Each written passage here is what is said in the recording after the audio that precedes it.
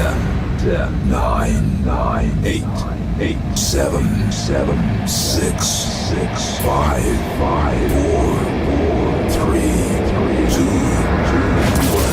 1. All systems go. You're listening to Sudbury News Talk. I want to show you something. Stand by. On the morning shift. Anything Could happen. Sudbury News Talk on the morning shift.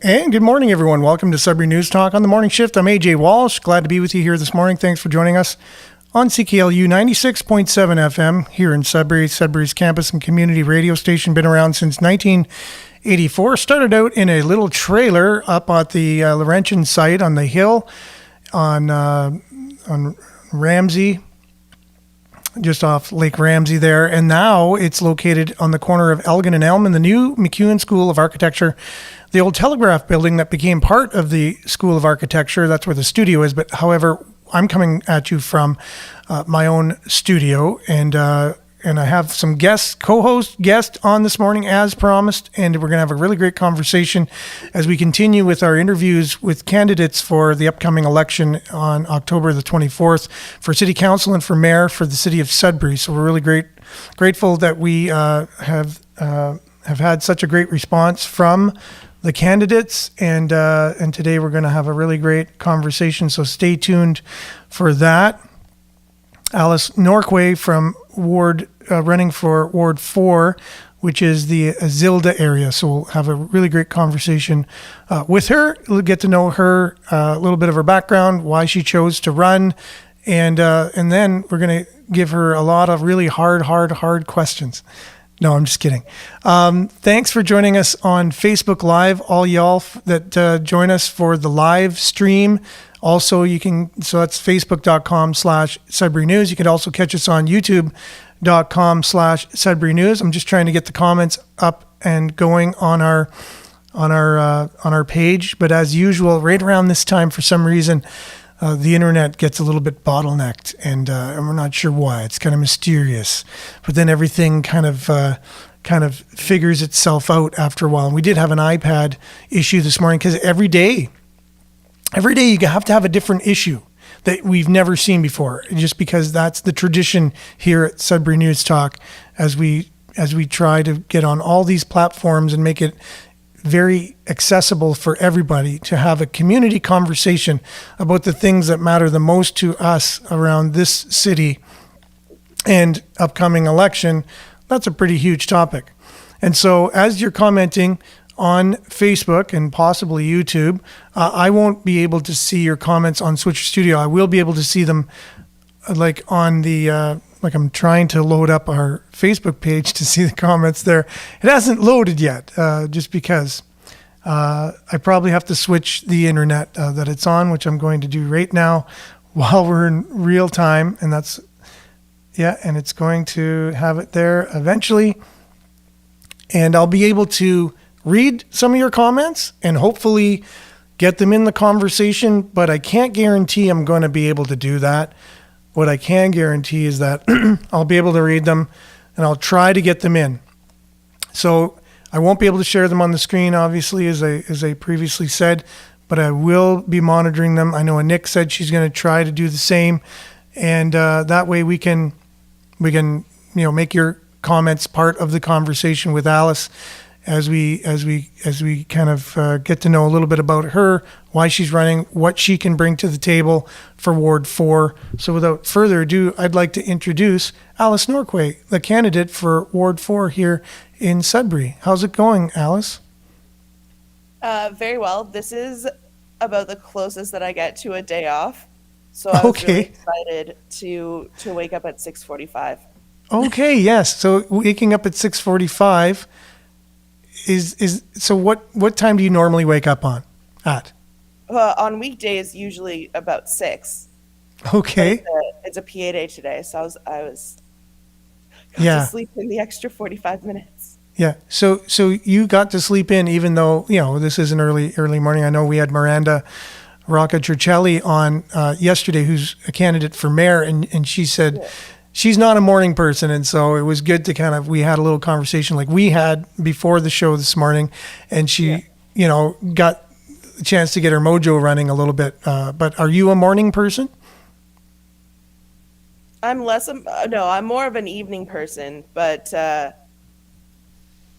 there's really no way I can qualify that. I'm usually fairly grumpy in the mornings. Okay. Well, that's usually the way it goes, right? We're usually an evening person or a night person or a morning person. It's hard to find someone who's both. I think I've been both in my lifetime, and we might now be able to have comments because it looks like the comments will be working today. So I guess with every weird glitch we get, we also get something good that happens. So speaking of morning person or not, we're going to bring on our co-host here. Say good morning to Nick. How you doing this morning, Nick? Good morning. I'm totally a morning person. I love mornings. They're my favorite. Yeah. You love mornings and they're your favorite. Yeah, I wake up at 5 a.m. on purpose. I didn't today. I tried real hard and I snoozed from 5 to 6:30. Yeah. But that was my goal. And what about yesterday? Oh, yesterday was not a good morning. Yeah. Mm-hmm, mm-hmm. But I do love mornings. They're my favorite. Yeah. And Say good morning to Nick. How are you doing this morning, Nick? Yeah, I guess I have to just take the volume down on my laptop here, and there you go. Yeah, I can hear it. Yeah.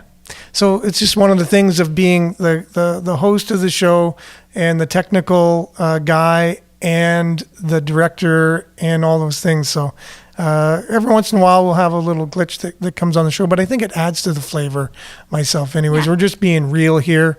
We're not trying to put on... You're wearing all the hats, Aaron. You're wearing all the hats. Yeah. I should get a hat, actually. Yeah. That would be nice, yeah.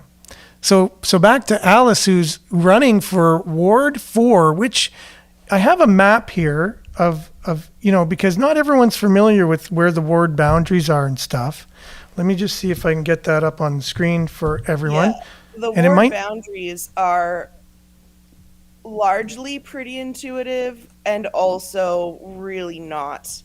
So I'm in the... I don't know why I'm pointing at it with my cursor, but this kind of gray one here. Everyone else gets a nice color. Yeah, you actually have like non-color or something. Like although gray is coming back in, I guess. So that's okay.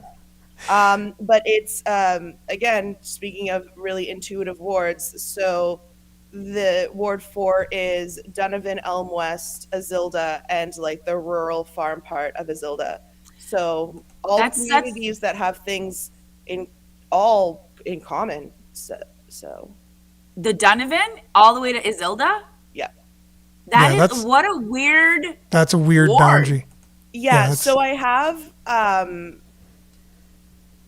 okay, so at Amalgamation, because Amalgamation is still this it's this really big present issue. And I grew up in Walden, so I remember being one of the outlying communities that was being amalgamated.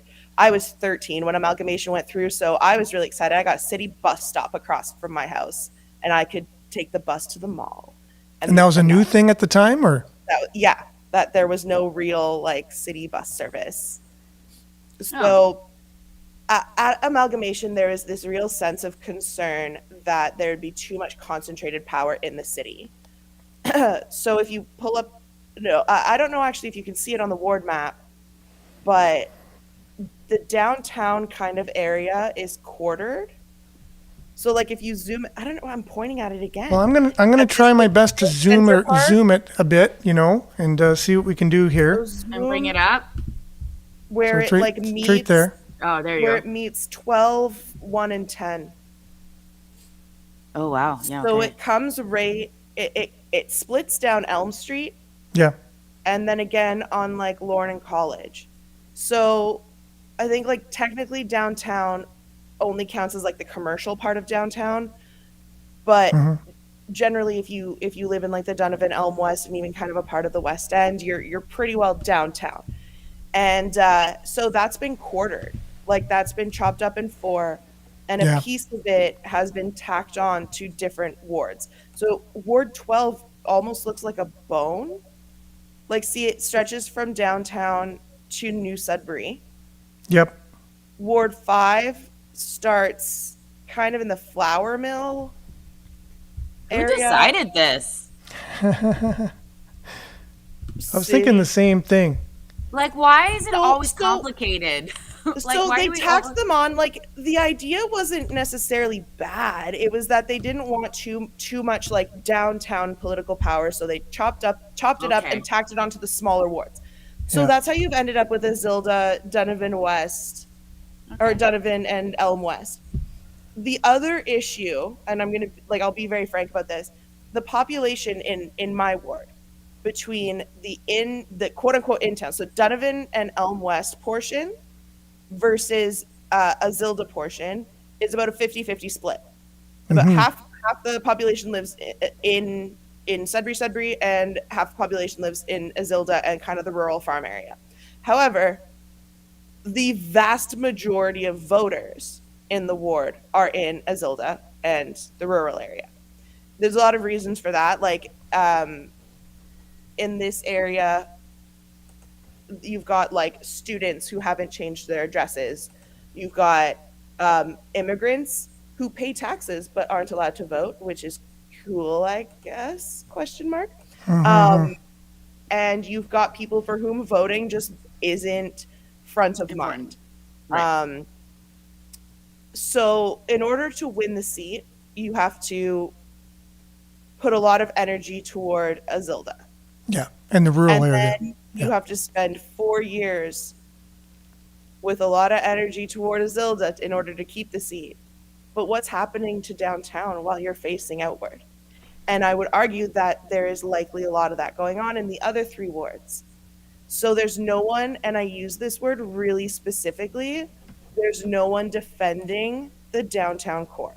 So I was just going to say that it seems like that's where the most needs are, but at the same time, the voters are kind of not there. So everybody's pandering or whatever, trying to make sure that they can get voted in, which you need to do. You need votes to get in. So you have to appease the voters, but yet the needs seem to be in the opposite area. And it never, so you never give, the needs the attention they need. This is so interesting, especially because everything's like about the downtown. The downtown is so important. The downtown.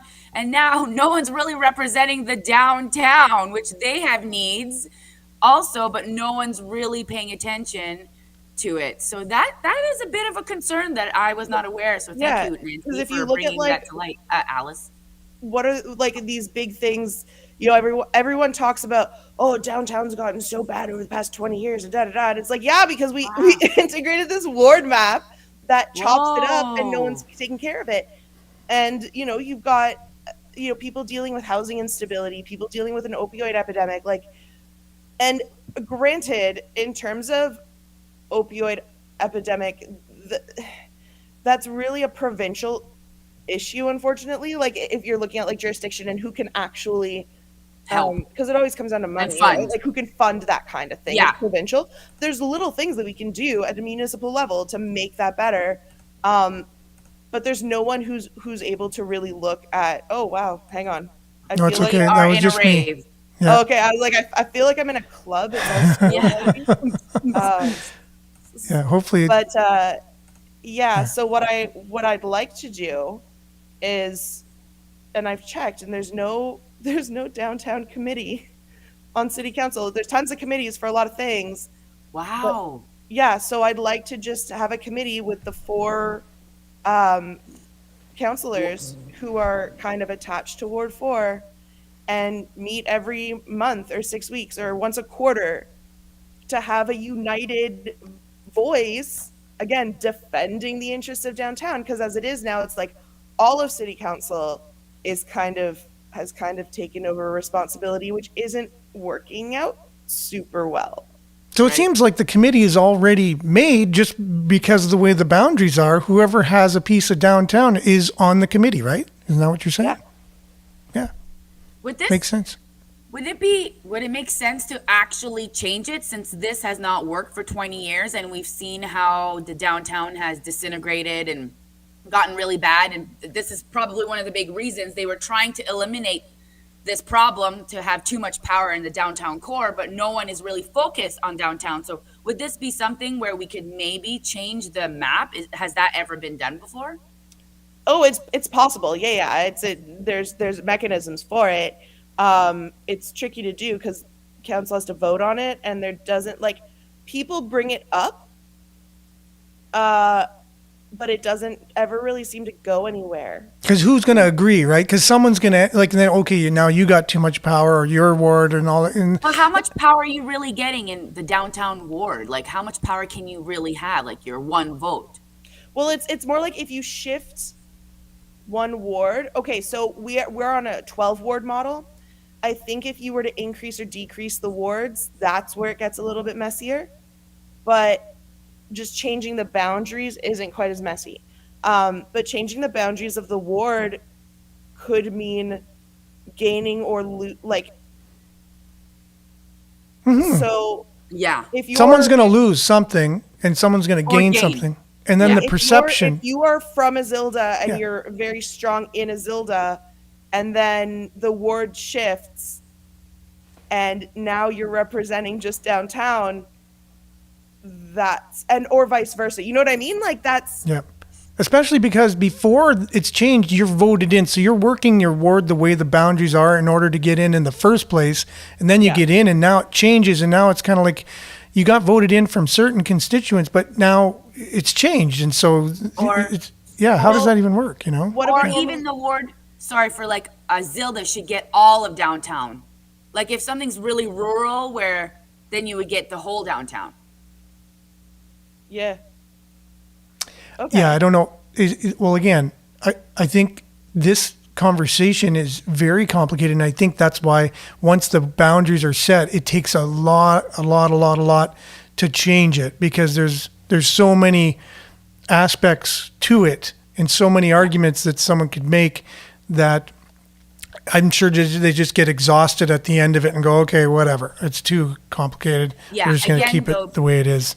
You know. Humans are afraid of what they're going to lose, and they're not really sometimes looking at the best interest. Like, someone needs to focus on the downtown. This is a problem. Like, this is kind of mind blowing to me, because I didn't even know that this was going on, and this makes complete sense on why people have dropped the ball on downtown. So this is a big concern. And it's also neat that you're running for a ward that takes a bit of downtown as well. Like, so, and again, maybe it's not downtown per se, it's Donovan and, you know, even the downtown borders and how you clarify what is downtown.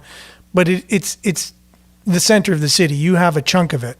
And so the needs that your people downtown are in that area. So what are your boundaries? It goes Donovan. I'm looking here. Just go. Donovan, and then like the town of Azilda. Yeah, so you have Donovan in the town of this kind of rural type farmland. Yeah. That goes out to Blizzard Valley. Yep. So I've been doing a lot of door to door around that rural farm area, because I live in Your ward. in my ward, yeah. But I live in the downtown portion. I grew up in Lively and Naughton, and then when I moved out of my family home, like I moved to downtown, and I was like, man, this is 15 minutes to everywhere. This is great. As opposed to like living in Lively, where sometimes it's like, I got to drive an hour to visit my friend in the valley. Great. So I really like it here. I also have been working and volunteering in Azilda for like 10 years. So it's this, and having grown up in Lively, where there's kind of a similar sense of that outlying communities, small townish kind of thing. So I'm a bit more familiar with that. Not at all familiar with farms. Not at all. So I wanted to go and talk to them and be like, what issues are you dealing with? Because I can just imagine. So I would love to hear more about that. That's something that I'm super interested in. Yeah, actually, that's a great question. We might come back to the downtown again, but what are some of the main issues you've been hearing from the farmers, things that they're interested in? A lot of, I don't mind paying taxes or high taxes. I want return on investment. So what does that look like? Which is an interesting, like, perspective, right? It's an interesting stance to take. There are some issues. I mean, obviously, it's like, oh, the roads are bad, blah, blah, blah, and that's always an issue that there seems to be a lot of energy to complain about, but not a lot of energy to resolve. So that's strange. So they don't have a lot of solutions, right? Kind of thing. Like I find myself in the same boat a lot of times. I can see the problems, but solutions don't come easy.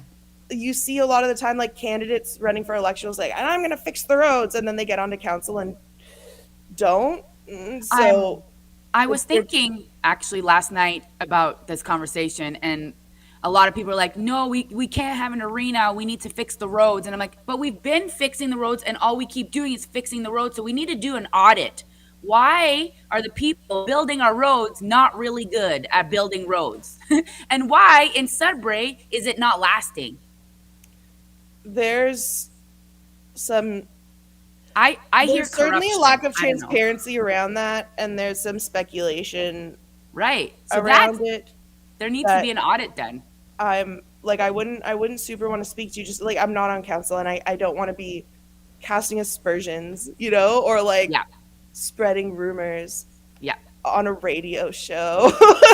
Yeah. Um, Maybe not good for your campaign. yeah. But no, I mean, there's solutions. There are solutions. There's things that we can do, and it's always about money and blah blah blah. Money. Farmers this was something that surprised me.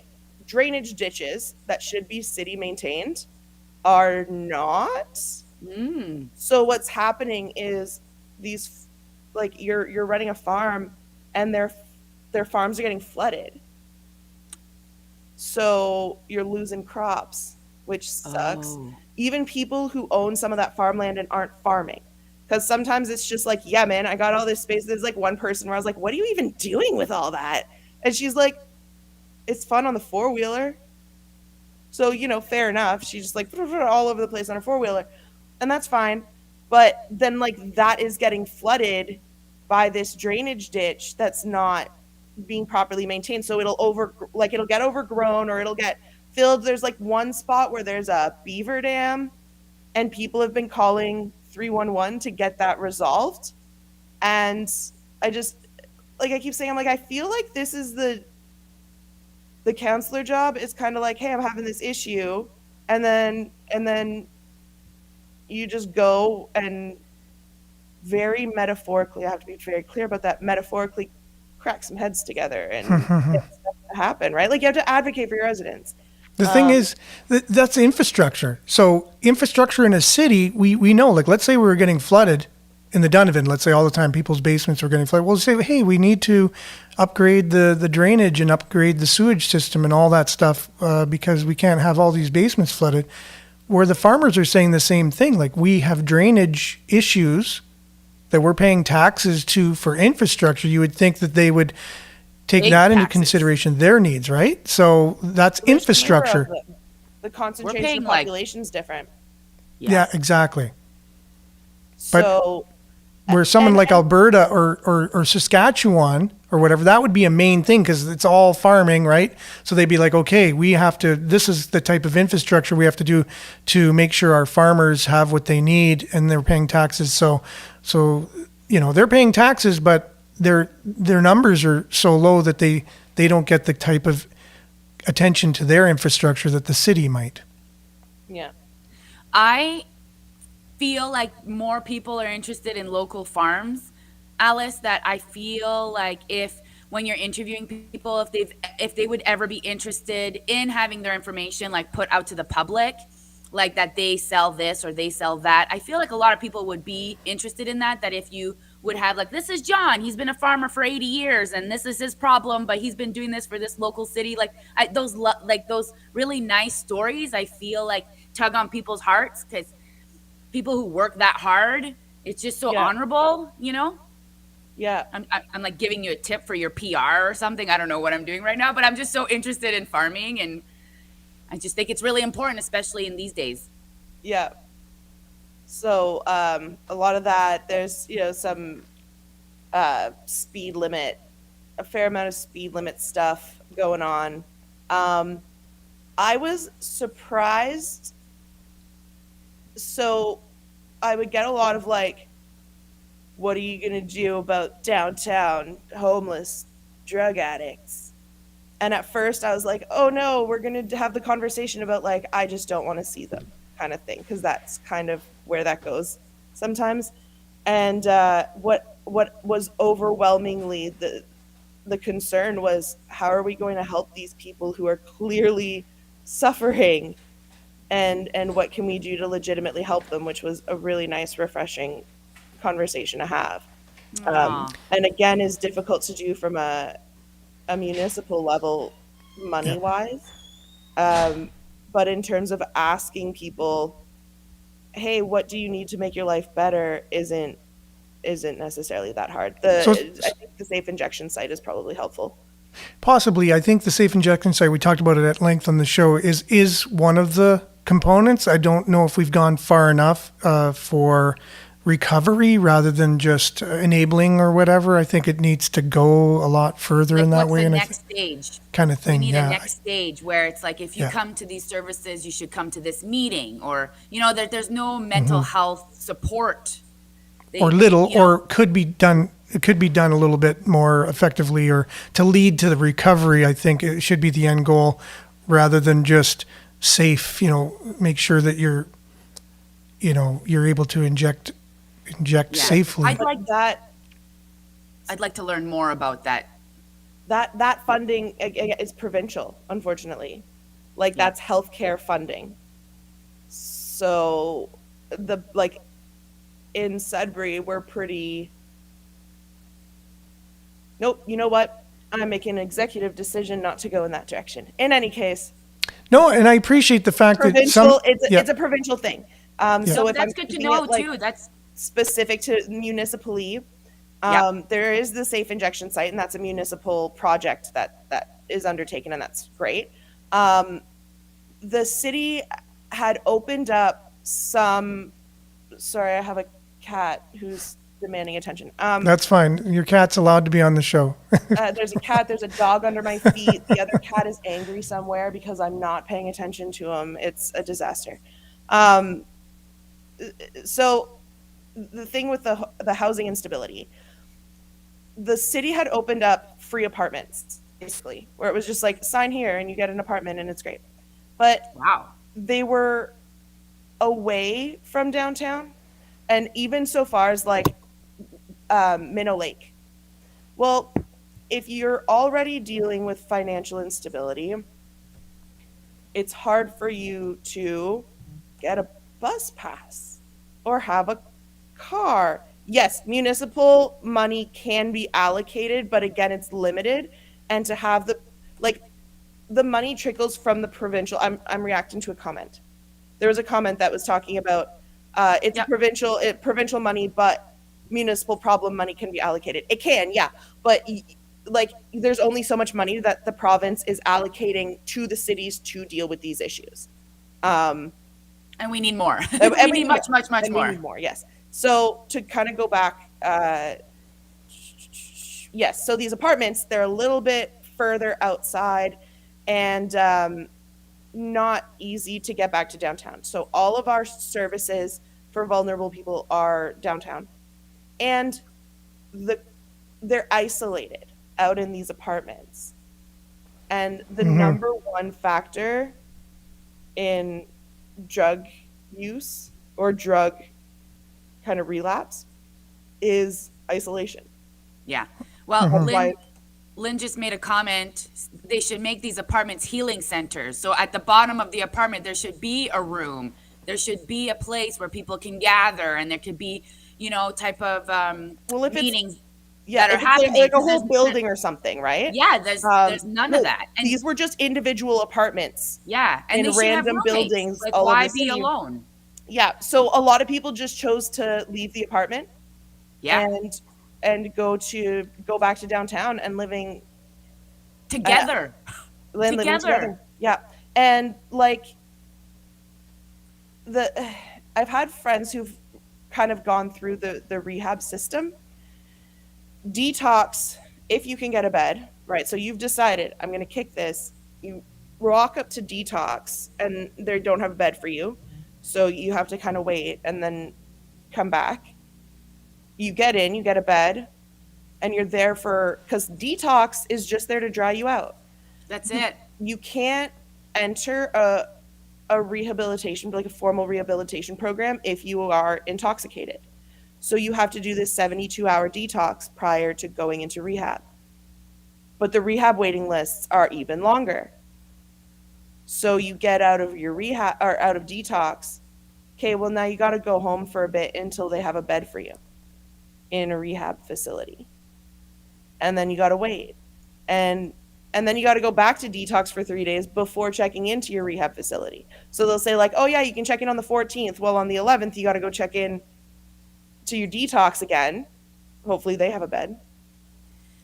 Yeah, And there's then not do that. much support as well. Like, it's up to you to call them. It's up to you to do this. It's up to you to do that. It's like, as for me, who's gone through mental health and I didn't even have a drug addiction, that's overwhelming just to call somebody. You know, it would be nice if people would have support workers or someone that can help them and just support them through this service. And even detox, I heard, like, you're just there. There's not much healing happening.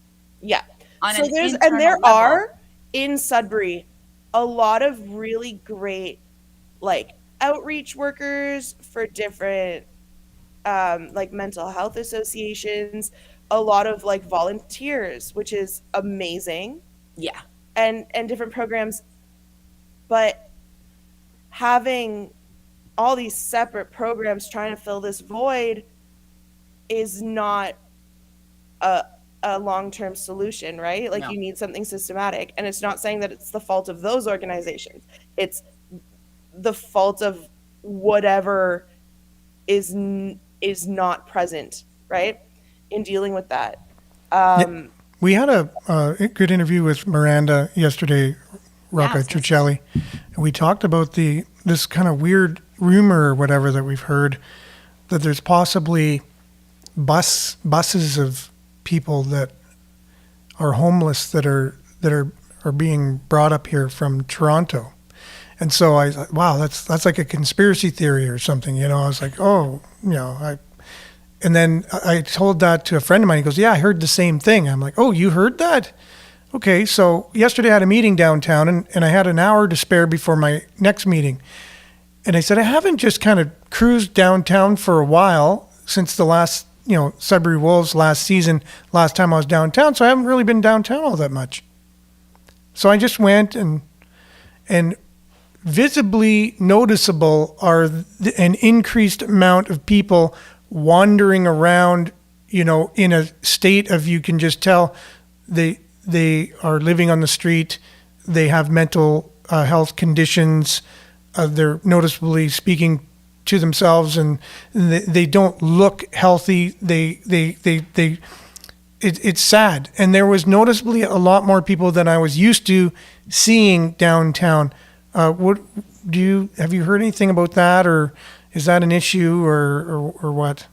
We get a lot of transient people because we're a hub. Like, we're the capital of Northern Ontario. So they'll come in from other communities. I haven't heard of people being sent from Toronto, though. Yeah, I hadn't either until yesterday. And I don't know. Yeah. I don't know how valid. Maybe we should go and interview them. That's what I thought. I thought, you know what? They would probably know the most. They'll know, like, where do you come from? Yes, and well, that's what I'm saying, right? It's like, just Let's go talk ask to them. them. So I've lived in this kind of area, like in this 6-block radius, right, for 12 years. And I've had a booth at the farmer's market, and I was a bouncer in a bar. Oh my gosh. I've lived a life, my guys. And and now I work with kids, so the bouncer kid thing is like the transferable skills. Yeah. And they're just easier to carry. So I've spent a lot of time downtown, and because if you stand still long enough, I'll talk your ear off. I talk to a lot of people, and yeah, you know, people are like, oh, don't talk to that person, they might be dangerous. No, if the people who are downtown and opioids are downers, so if, like, they're not. It's not like they're gonna suddenly No. go on this crazy violent rampage, right? No. Like this is what I try to explain to people is like Yeah. they're not on it's not speed. Yeah. When Nick said she's talked to some homeless, I asked, and yes, some are from Toronto. Yeah. So Interesting. it could be that they're from Toronto and maybe that like I don't know about buses being sent. Again, it's Like, I it's don't think possible. it's, I I can't don't I think can't it's, speak to it because I don't know. right. I don't think it's a full bus full of homeless people. They're just saying, hey, here's a ticket, or hey, go to Sudbury. They have way more services. I think That's what I heard. Yeah. probably what's really happening. Yeah. I heard it's easier to get services there and get attention and get what you need if you're living on the street than it is in Toronto. It's like whoever has this knowledge down there, wink, wink, but I didn't tell you that or something. And then somehow they're here because it's easier to get certain services, even though we think possibly we don't have enough services even for the people that are here, in certain discussions. But I guess compared to what they're used to, or at least that's what they're being told in Toronto anyways. Well, think I it might heard be around that. shelter beds and like food bank stuff, maybe. I don't know. I haven't. I Would it be insensitive or bad to move the homeless and their services in a different area?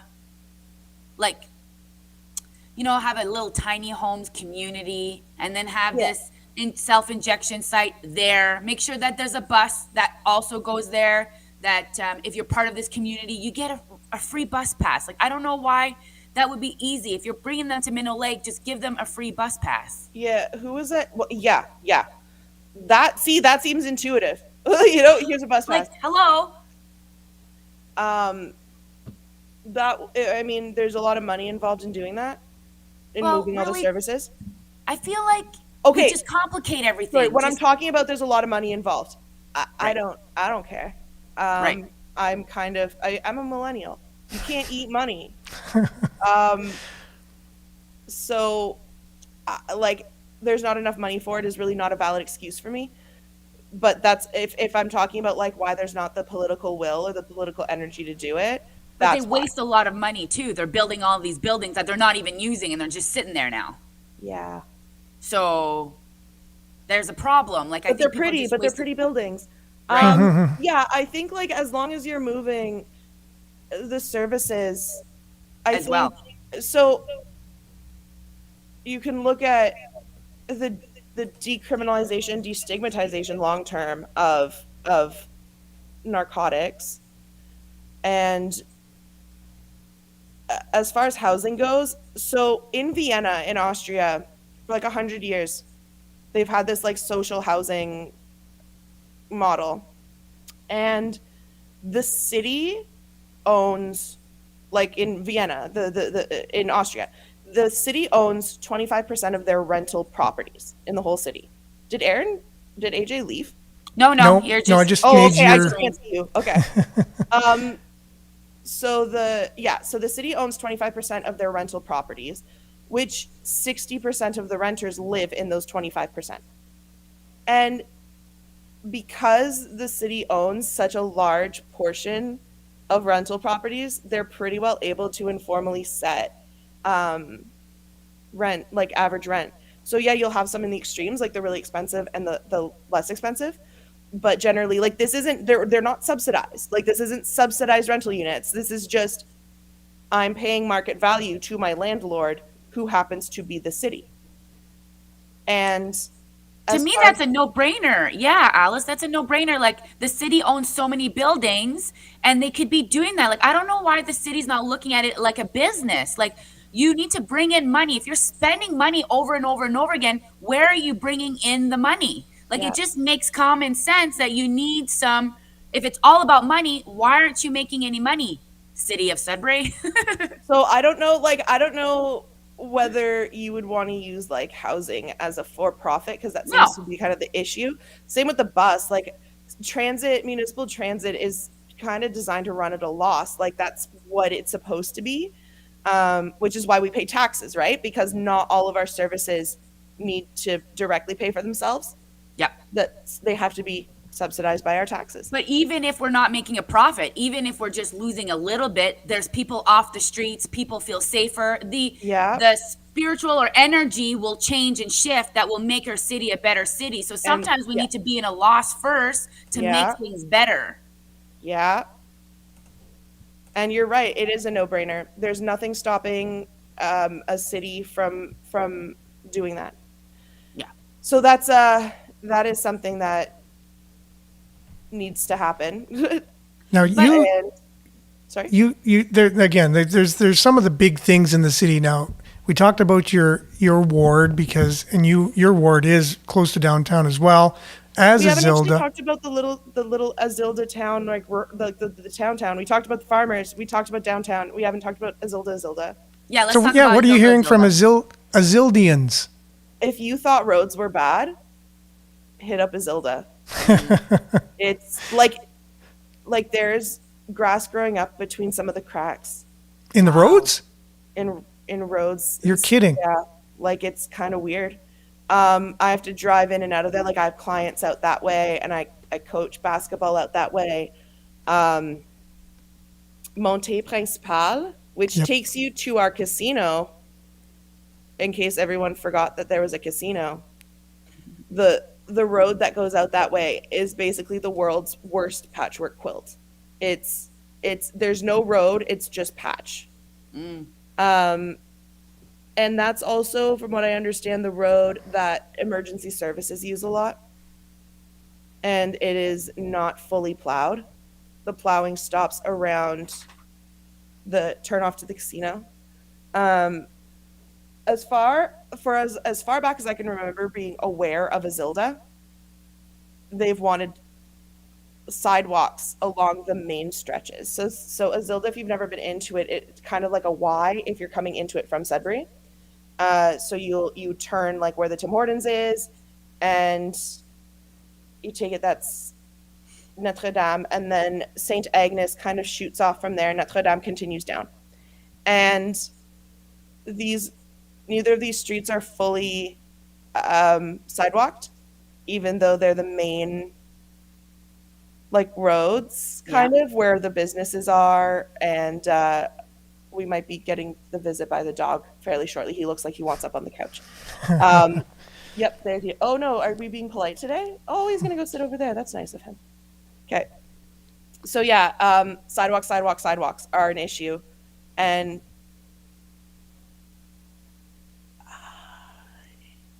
there was a response from council through the councillor that was, well, it's not about the money, we can afford to do it, but what about these alternatives? And this is what we're willing to do. And it felt to me like council dictating to the people what they can have versus the council saying, or versus the people saying, but no, this is what you need to do for us. Like, this is what we want. Right. Or like, oh my God, just give them their sidewalks. But your ward it falls into that whole, since amalgamation type conversation, right? Like they don't get the same services that they were used to before when they had their own mayors, their own representatives, their own taxes stayed in their own community and they did their own work. And this was one of the things that people, when we amalgamated in the first place, were worried about. And they said, oh, don't worry, everything will be fine. And now here we are, right? So I see amalgamation as like a scar. I got carpal tunnel surgery over the summer, which was great. And so now I have a carpal tunnel scar and it hurt. But also now, like, my hand doesn't go numb randomly and my thumb doesn't hurt a ton all the time. So good and bad.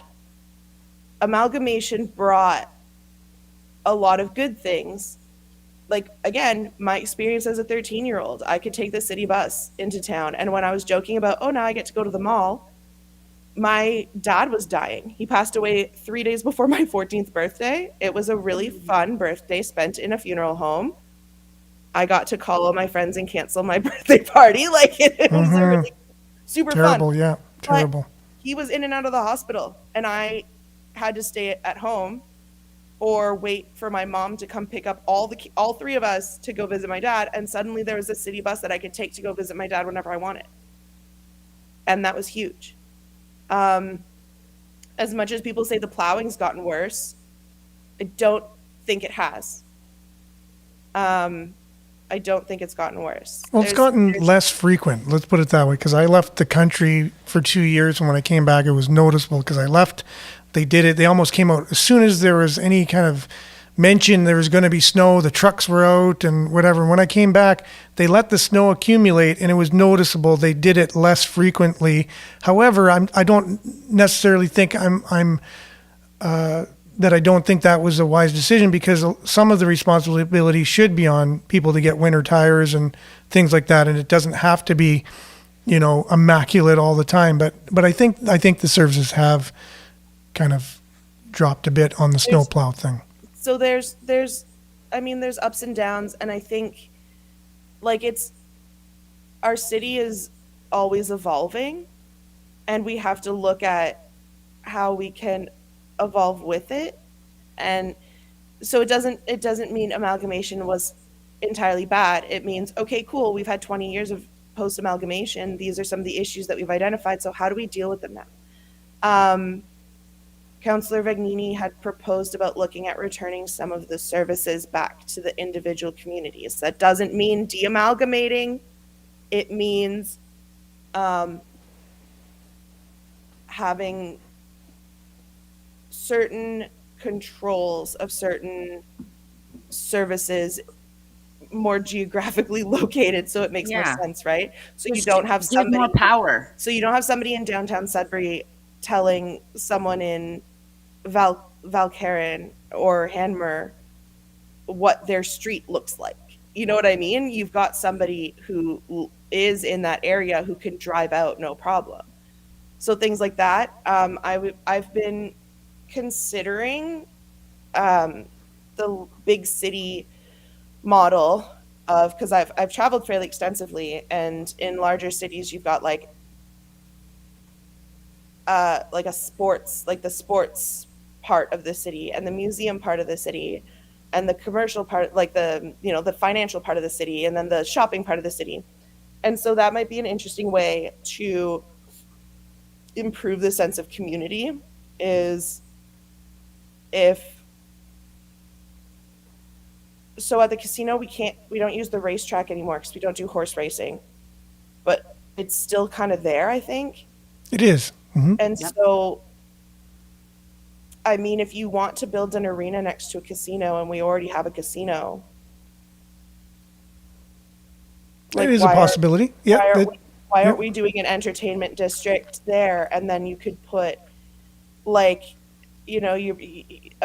museum district kind of out toward it's just I'm not saying, hey, this is super definitely what we should do, but looking at downtown can't be the be all end all. We can't put all of our museums and all of our financial stuff and all of our sports stuff in this small area. Where the arena is right now, if we wanted to build on top of that arena, or okay, so let's say we refurbish it or tear it down, build the new arena right there. If we want to grow that building, we're super limited. Especially because they're taking half the parking lot for $100 million library. If they end up doing that. There's a lot of we've decided to do the thing, and then, oh wait, never mind, we're going to reopen it for discussion. The gas work, it a little bit different, and then the gas guys are down there doing the work right now for the new Junction East project. They got the ground all ripped up and all the construction's there, and they're putting in the infrastructure for it right away. They're moving it. Not Sudbury fast on it. Yeah. I don't even know one person who's for this project. Who? I would say that downtown library certainly needs more parking. I use the downtown library, and there's the Mackenzie branch across from Sudbury Secondary, and they just put up these apartment buildings. I think they're senior, mature apartment buildings, and so they've actually bought up, I guess, some of the parking from the library parking, because they open into the same parking lot. So when I have private clients, sometimes I'll see them at the library, and I'm like, and I could walk because I live within a few blocks of the library, but I also have like a box and a bag and a backpack of supplies. So, I don't have a wagon. So I go over there, but like I have to park like way down the road because there's not enough parking. So that's certainly a thing to look at. Well, But I'm thinking, I don't know that they need a whole new library. See, that's No. the thing. My feelings again, and I get to be a critic, and I don't have all the solutions, but so I don't mind that as well. So you look at our hospital again, not enough parking. You look at the Mackenzie Library, not enough parking. You look at all this planning that the city's been involved in over the years, and you see, sure, there's some good things, I guess you can say, but if I'm going to be critical about things, there's just oversight all over the place with you can't even get enough parking places. And in downtown, that was a problem too. They had this initiative a few years back to make a lot of plants and planters, and they took away a lot of the parking spots in downtown to put planters. And now you have the cafes that are all into the streets taking away parking spaces as well. But yet they talk about they want to bring everyone downtown. And anyways, there's no planning. You know what the solution is? Go ahead. Fewer cars. That is true. And that's where Sudbury is going hard. towards. That if that's we hard have, for Sudbury. For people, we're Yeah. so scattered and we live in a very cold area. I am not comfortable taking the bus. I don't want to take 45 minutes to go somewhere that's going to take me 15 minutes. we shouldn't have Unfortunately, it shouldn't have to be 45 minutes if our but good luck. Good luck doing yes. that. Like, But I mean, if we so can't I even, like to look a lot at like the long term. like 50 years from now. Yeah, I'm a blue sky thinker, so I'll think like in a perfect world, what does Sudbury look like to me? Yeah. And then it's about negotiating between reality and that blue sky thinking bit. So Really? if we Just- just say Don't take away our own parking. That's a great solution. No, The but parking Sudbury- that's there, don't I was take lis- it away. okay, Oh. so what if you park, because they do this in Toronto, what if you park at York Street or at the old hospital and take a shuttle to the downtown core? There you pull go. to pull some of those cars out. That's what I Yeah. mean, right? Is like Okay. fewer cars. Okay. But again, this is the planning. So this city, and this is one of my beefs with, the whole green. We're about on paper, we're set to be the greenest city in North America, and we have goals like that. We're looking at getting all combustible engines gone by 10 years from now. We have some real pie in the sky type goals as a city already. Now, if we can't even build enough parking for a freaking library, how are we going Or if to we're do willing- that? Or build an arena, or take down a hospital that we just paint it with a bunch of colors and you can't even deal with it, and all these things. And a university that goes bankrupt, the only bankrupt university in all of Canada, a hospital that's way deficit that takes the leader of one university and just brings them over, and no accountability, and all these. Now I'm bringing everything up right as we're ending this Yeah, interview. thanks, man. You're really setting me up for the win here. I know, but You again, didn't even answer any of his hard-hitting questions. that's why we just saved it for the end, and we got to close. But one thing we did talk about with Miranda yesterday is that we want to have all the candidates back, the ones that had chosen. There's a Nick's cat there. So we wanted to have all the candidates back because it's kind of like the beginning of the campaign, and maybe in like 3 weeks or something, just before, maybe, have you on again for another show, and maybe some other things you've learned during the campaign. And it's closer to voting too, so maybe it has more of an impact. And so if you're open to that, I'm going to put out another email and invite all the people that were on the show to begin with to come back, and so we could have more of a conversation, because I think there's other things we could have talked about too that are important with the city, right? And right now we have 30 seconds before we have to go, because Earshot Daily is coming up on CKLU. Did you want the last word, Alice? So we tend to be voting in a lot of the same people and expecting different things. We have this really dysfunctional kind of, and you know what, I'm sure all of our city councilors are super nice people. Generally, if you spend a little bit of time with someone, you find something to like about them. I don't know that they all work super well together, and I'm worried about some of the candidates and their propensity toward attacking each other in that way. I have two opponents And one, I'm concerned about their interests, whether they lie in the ward or not. And the other, I'm worried about their character in that way. So I would really encourage people to look at who's going to be able to work with other people and who lives with their feet in like where you are. You know what I mean? Like For sure. who's a real human being.